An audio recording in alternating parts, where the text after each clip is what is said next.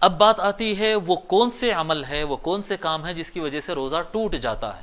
مفطرات کہتے ہیں اس کو، وہ کون سا عمل ہے جس کی وجہ سے روزہ ٹوٹ جاتا ہے۔ نمبر ایک، اگر کوئی انسان ارادے کے ساتھ چاہ کر روزے کے درمیان میں کھا لیتا ہے، کچھ کھا لیتا ہے تو روزہ ٹوٹ جاتا ہے، ارادے کے ساتھ کچھ پی لیتا ہے تو روزہ ٹوٹ جاتا ہے، اسی طرح سے ارادے کے ساتھ اگر ہم بستری کر لیتا ہے تو روزہ ٹوٹ جاتا ہے۔ یہ چیزیں ہیں جن سے اللہ تبارک و تعالی روزے میں رکنے کا حکم دیا۔ جب انسان ارادے کے ساتھ یہ کام کرتا ہے تو روزہ ٹوٹ جاتا ہے۔ اسی طرح سے اگر کسی کو الٹی آئی، متلی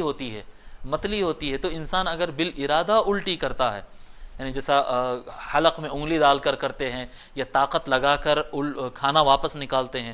ایک تو ہوتا ہے خود سے الٹی آ جانا، نہیں چاہتا، روک رہا تھا مگر الٹی آ گئی۔ ایک یہ ہوتا ہے کہ متلی ہو رہی تھی، کچھ احساس ہو رہا تھا تو میں نکالا اپنے خود سے۔ جب انسان اپنے ارادے سے الٹی کرتا ہے تو اس کا روزہ ٹوٹ جاتا ہے، ارادے سے الٹی نہیں کر سکتے ہیں۔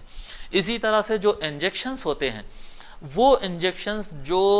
غذا دینے کے لیے ہوتے ہیں، جو جسم کو طاقت دیتے ہیں، جو جسم کے اندر مکمل طریقے سے پھیل جاتے ہیں، ایسے جو انجیکشنز ہوتے ہیں اسپیشلی جو طاقت دینے والے ہوتے ہیں، غذا دینے والے، جسم کو جیسا گلوکوز وغیرہ چڑھاتے ہیں، اس طرح کے اگر کوئی انجیکشن یا گلوکوز وغیرہ اگر چڑھاتے ہیں تو روزہ اس سے ٹوٹ جاتا ہے۔ بعض علماء کے نزدیک تو مکمل کسی قسم کا کوئی انجیکشن نہیں لے سکتے، لیکن بعض علماء نے جیسا شوگر کا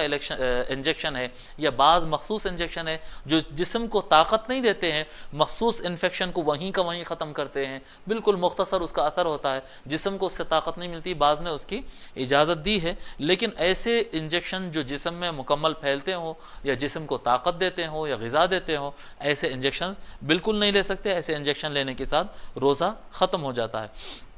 اسی طرح سے اگر کسی خاتون کے اگر ماہواری آ جاتی ہے، اس کا منتھلی ڈیٹ اس کی آ جاتی ہے، اس کے خاص دن اگر آ جاتے ہیں تو وہاں سے اس کے اوپر روزہ ختم ہو جاتا ہے، یعنی اس کا روزہ وہاں پر ختم ہو جاتا ہے، گناہ بھی نہیں رہتا ہے اور روزہ اس کا ختم ہو جاتا ہے۔ ایسے افراد جن سے یہ کوئی عمل ہو جائے